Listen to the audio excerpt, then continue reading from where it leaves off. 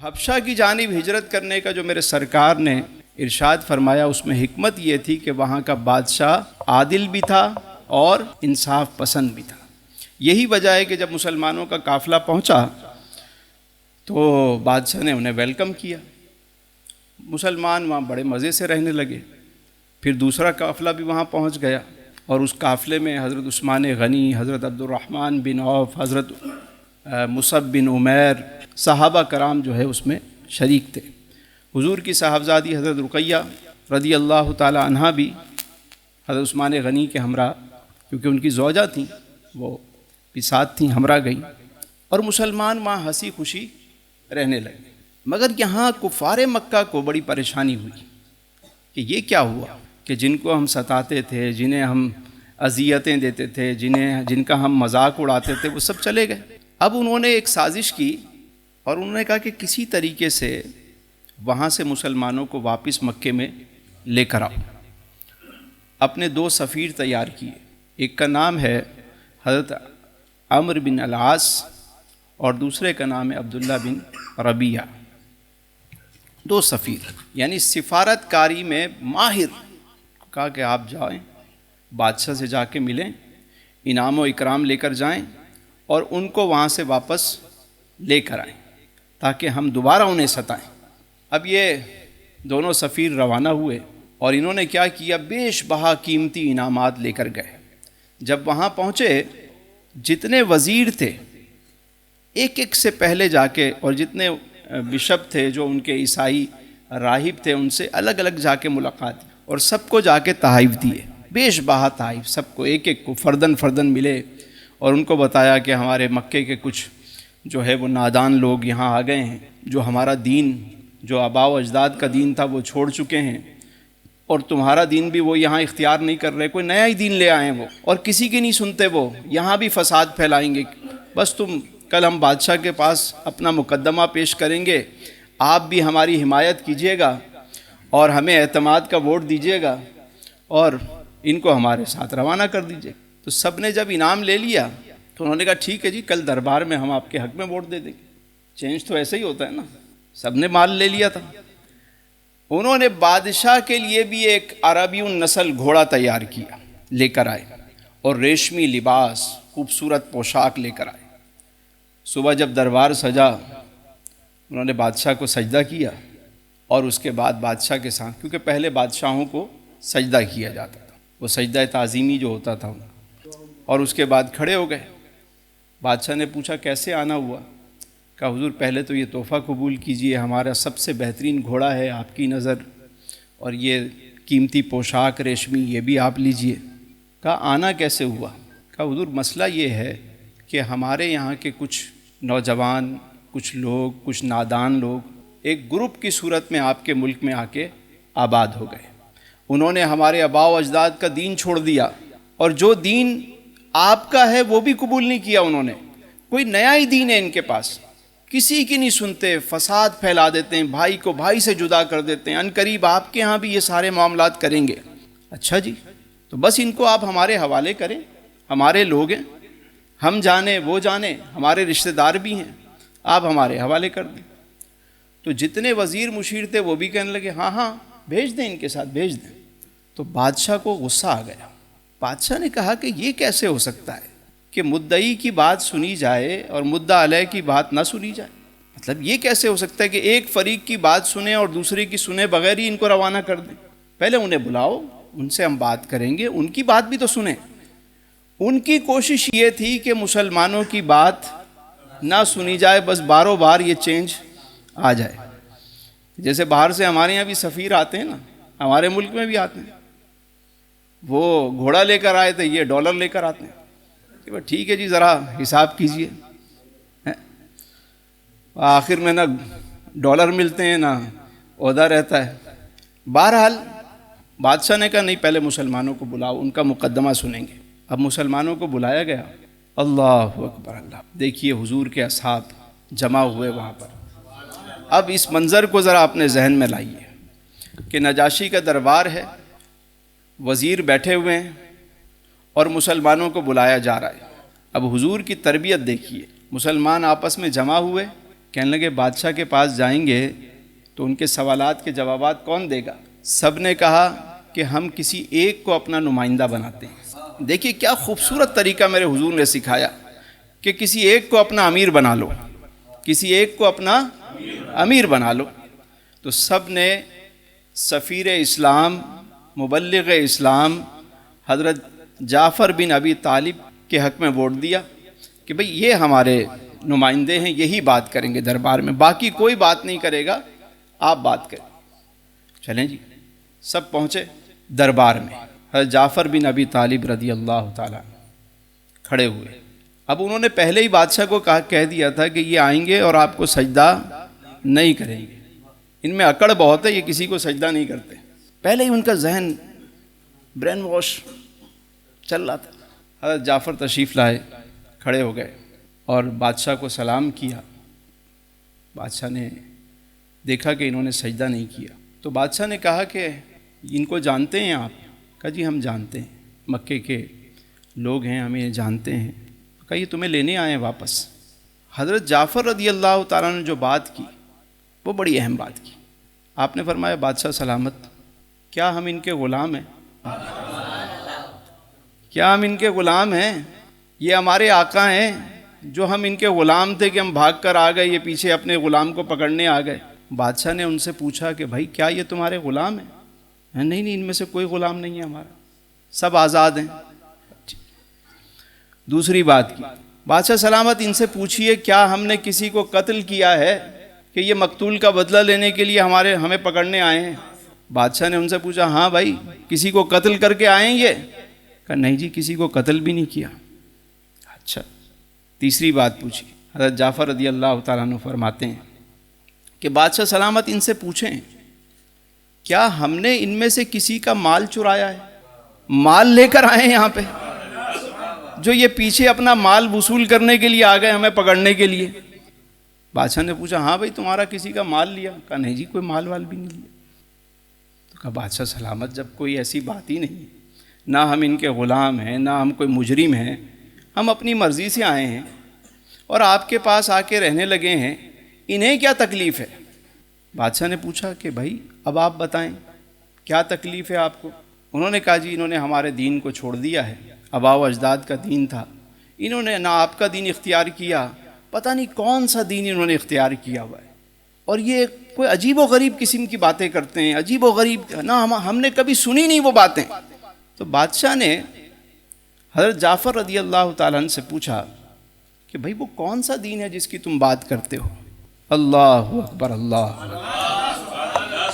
اب میں چاہتا ہوں کہ حضرت جعفر رضی اللہ تعالیٰ عنہ جو تقریر کی، جو خطاب کیا نجاشی بادشاہ کے دربار میں، جو تاریخی خطاب کیا حضرت جعفر رضی اللہ تعالیٰ عنہ، وہ سننے والا ہے۔ ذرا دل کے کانوں سے سنیے، میں چاہتا ہوں وہ پورے الفاظ آپ کو پڑھ کے سنا دوں۔ مسلمانوں نے اپنی ترجمانی کے لیے حضرت جعفر بن ابی طالب رضی اللہ تعالیٰ عنہ کو اپنا نمائندہ منتخب کیا۔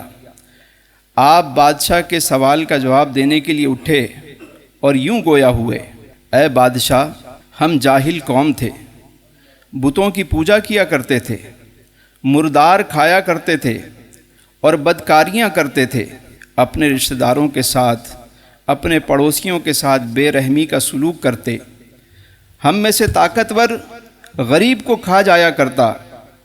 ہمارا یہ ناگفتہ بے حال تھا کہ اللہ تعالیٰ نے ہماری طرف ہم میں سے ایسا رسول بھیجا جس کے نسب کو بھی ہم جانتے ہیں، جس کی صداقت، امانت اور عفت سے بھی ہم اچھی طرح آگاہ ہیں۔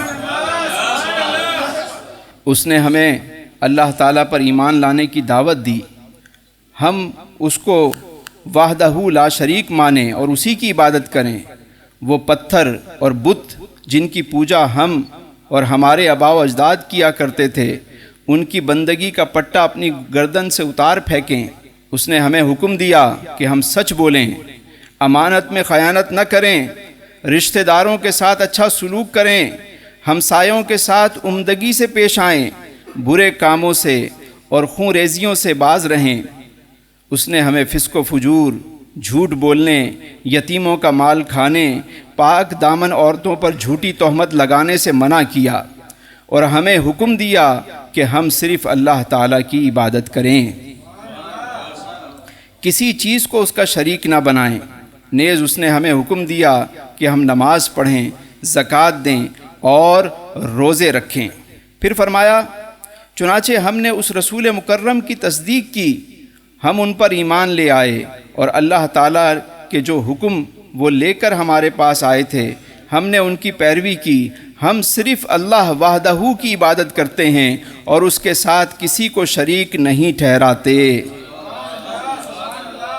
جن چیزوں کو اس نے ہمارے لیے حرام کیا ہم ان کو حرام سمجھتے ہیں، جن کو ہمارے لیے حلال کیا ان کو ہم حلال سمجھتے ہیں۔ ہمارا یہ جرم ہے جس کی وجہ سے ہماری قوم نے ہم پر زیادتیاں کیں، ہمیں طرح طرح کی اذیتیں پہنچائیں اور ہمیں اپنے دین سے روگرداں کرنے کے لیے فتنوں میں مبتلا کیا۔ ان کا مقصد یہ ہے کہ ہم اللہ تعالیٰ کی عبادت چھوڑ کر پھر سے بتوں کی پوجا شروع کر دیں، اور جن ناپاک چیزوں کو ہم پہلے حلال سمجھتے تھے ان کو پھر حلال سمجھنے لگیں۔ جب انہوں نے ہم پر جبر و قہر اور ظلم و ستم کی انتہا کر دی اور ہم پر جینا حرام کر دیا اور ہمیں اپنے دین کی تعلیمات پر عمل کرنے سے باز رکھا، تو اے بادشاہ سلامت، ہم اپنے ملک کو چھوڑ کر آپ کے ملک میں آ گئے۔ دوسرے بادشاہوں کو چھوڑ کر ہم نے آپ کو پسند کیا اور آپ کی پناہ کو ترجیح دی۔ ہم یہ امید رکھتے ہیں کہ ہمیں آپ کے زیر سایہ ستایا نہیں جائے گا۔ کیا مقدمہ، یعنی حضور کی تربیت دیکھیے کہ وہ ماہر سفیر جن کو قریش نے مکے سے روانہ کیا کہ جا کے مقدمہ لڑو اور ان کو واپس لے کر آؤ، انعام و اکرام سے نوازا، لیکن حضرت جعفر رضی اللہ تعالیٰ حضور کے تربیت یافتہ صحابی جب کھڑے ہوئے تو ایسی تقریر کی کہ وہ سارے حیران رہ گئے، اور بادشاہ بڑے غور سے ساری باتیں سنتا رہا۔ پھر بادشاہ نے ایک بات کہی، ذرا دل کو تھام کے سنیے گا۔ بادشاہ نے کہا کہ تم جس رسول کا ذکر کر رہے ہو وہ جو کتاب لے کر آئے ہیں، کیا اس کا کوئی حصہ تمہارے پاس بھی ہے؟ کیا ہمیں بھی وہ سنا سکتے ہو؟ اللہ اکبر۔ بادشاہ کا دربار ہے، نجاشی بادشاہ کا دربار ہے، اور سارے وزراء بیٹھے ہوئے ہیں، ان کے بشپ جو ان کے راہب تھے وہ اپنی کتابیں کھول کر بیٹھے ہوئے کہ دین کون سا ہے۔ اور اتنے میں بادشاہ نے جب یہ بات کہی تو پھر اس وقت حضرت جعفر رضی اللہ تعالیٰ نے فرمایا کہ ہاں مجھے وہ یاد ہے اور میں آپ کو سناتا ہوں۔ اب اس منظر کو اپنے ذہن میں لائیں، اور اس موقع پر حضرت جعفر رضی اللہ تعالیٰ نے سورہ مریم کی ابتدائی آیات کی جو تلاوت کی، اور جیسے جیسے وہ تلاوت سنتے گئے تو جتنے وزراء تھے ان سب کی داڑھی جو ہے وہ آنسوؤں سے تر ہونے لگی، یہاں تک کہ بادشاہ بھی رونے لگا، اور وہ قرآن پڑھنے والے صحابی رسول جو سورہ مریم کی تلاوت کر رہے ہیں، ایک عجیب سما بندھ گیا۔ میں چاہتا ہوں کہ حصول برکت کے لیے اس منظر کو اپنی آنکھوں میں لائیں اور سورہ مریم کی ان آیات کو ذرا سنیے۔ اعوذ باللہ من الشیطان الرجیم، بسم اللہ الرحمن الرحیم، کافہا یا عین صاد، ذکر رحمت ربک عبدہ زکریا اذ نادى ربه نداء خفيا قال رب إني وهن العظم مني واشتعل الرأس شيبا ولم أكن بدعائك رب شقيا وإني خفت الموالي من ورائي وكانت امرأتي عاقرا فهب لي من لدنك وليا يرثني ويرث من آل يعقوب واجعله رب رضيا يا زكريا إنا نبشرك بغلام اسمه يحيى لم نجعل له من قبل سميا قال رب أنى يكون لي غلام وكانت امرأتي عاقرا وقد بلغت من الكبر عتيا قال كذلك قال ربك هو علي هين وقد خلقتك من قبل ولم تك شيئا قال رب اجعل لي آية قال آيتك ألا تكلم الناس 3 ليال سويا فخرج على قومه من المحراب فأوحى إليهم أن سبحوا بكرة وعشيا يا يحيى خذ الكتاب بقوة وآتيناه الحكم صبيا وحنانا من لدنا وزكاة وكان تقيا وبرا بوالديه ولم يكن جبارا عصيا وسلام عليه يوم ولد ويوم يموت ويوم يبعث حيا. ماشاءاللہ ماشاءاللہ. بادشاہ نے جب یہ ساری آیتیں سنی تو اس نے کہا کہ میں گواہی دیتا ہوں جو کلام عیسیٰ علیہ السلام لے کر آئے اور جو میں نے ابھی سنا یہ ایک ہی چشمے سے سارے جاری ہوئے ہیں، ان کا سر چشمہ ایک ہی ہے. بادشاہ بڑا خوش ہوا اور اس نے کہا کہ آپ ہمارے ملک میں آرام سے رہیں، اور ان سے کہا اپنا سامان اٹھاؤ اور جاؤ یہاں سے، تمہارے تحائف کی بھی ہمیں ضرورت نہیں. وزیروں سے کہا کہ ان کے سب کے تحفے واپس کرو، جاؤ اپنی چیزیں لے کر جاؤ، اور ان مسلمانوں کو اب کوئی ہاتھ یہاں پہ نہیں لگائے گا. تو جب وہ واپس جانے لگے سفیر عمرو بن العاص جو بڑے ماہر سفیر تھے، انہوں نے کہا کہ ٹھیک ہے آج تو ہم ناکام ہو گئے، لیکن کل میں ایک ایسی چال چلوں گا کہ بادشاہ ان کو ہم نکالنے پر مجبور ہو جائے گا. تو عبداللہ بن ربیعہ نے کہا چھوڑو اس معاملے کو، کل پھر بے عزتی نہ ہو جائے ہماری. کہا نہیں، ایک بات میرے ذہن میں ہے، وہ میں کل وہ تیر چلاؤں گا اور وہ فائنل ہے. دوسرا دن پھر دربار لگا تو آ گئے. انہوں نے کہا کہ بادشاہ سلامت، ٹھیک ہے آپ نے ہمیں جانے کا حکم دیا، بس ہماری ایک بات اور ہے. یہ مسلمان جو ہیں عیسیٰ بن مریم کے بارے میں عجیب و غریب قسم کی باتیں کرتے ہیں. آپ عیسائی ہیں، ان کو بلا کے پوچھیں، یہ تو بڑے عجیب و غریب ان کا عقیدہ ہے حضرت عیسیٰ علیہ السلام کے بارے میں. بادشاہ کو بڑا غصہ آیا اور جتنے درباری تھے وہ بھی غصے میں آ گئے. انہوں نے تیر وہ چلایا تھا. اب صحابہ کرام کو جب بلایا گیا کہ بلاؤ انہیں، صحابہ کرام پھر جمع ہوئے، اور اس موقع پر جو بات کی گئی کہ اب کیا کریں ہم، تو صحابی رسول جمع ہو کر فرمانے لگے کہ ہم وہی کہیں گے جو اللہ کے رسول نے ہمیں سکھایا ہے، چاہے ان کو اچھا لگے یا ان کو برا لگے. ہم نے وہاں سے ہجرت کی، ان کو نہیں پسند آئے گا ہم کہیں اور چلے جائیں گے، لیکن بات وہی کریں گے جو اللہ اور اس کے رسول نے ہمیں بتائی ہے. اب جب یہ پہنچے، نجاشی نے فوراً سوال کیا بادشاہ نے کہ عیسیٰ بن مریم کے بارے میں تم کیا کہتے ہو؟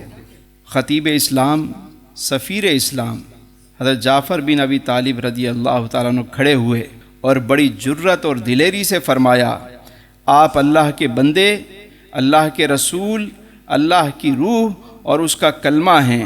بادشاہ نے جب یہ سنا اب سب پہ سکتہ طاری ہو، کیونکہ ان میں سے بہت سارے تھے وہ حضرت عیسیٰ علیہ السلام کو خدا کا بیٹا کہتے تھے، اور جب آپ نے فرمایا وہ اللہ کے بندے اور اس کے رسول ہیں، تو بادشاہ نے جب یہ سنا تو جو سفیر تھے قریش کے وہ مسکرانے لگے کہ ہمارا تیر چل گیا. بادشاہ نے فوراً زمین پہ ہاتھ مارا، ایک تنکا اٹھایا اور کہا کہ جو بات تم نے کہی ہے حضرت عیسیٰ علیہ السلام کے بارے میں، اس میں تن کے برابر بھی کوئی فرق نہیں ہے۔